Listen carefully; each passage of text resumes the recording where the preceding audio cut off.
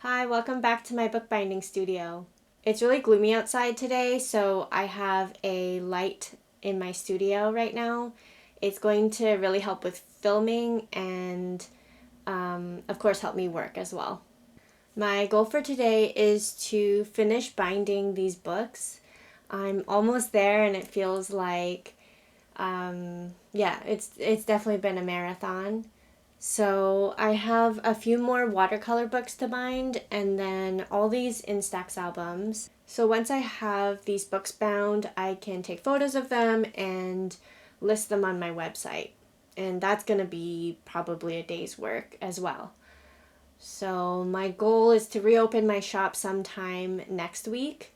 I have new paper that came in today that I will be launching as my winter cover papers, and I'm excited to open that on camera. So I think that's all in terms of business updates. I've mainly just been in production mode and binding as much as I can. Now that fall is here, I am being a real homebody.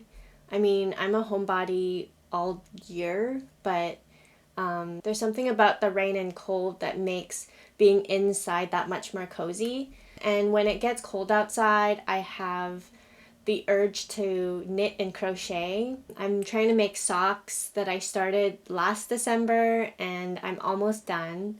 I've been encouraged to read, and I'm getting back into Stardew Valley after a few months of not playing it. It's currently fall in my Stardew farm right now, so I'm really appreciating the colors and the pixel art in it.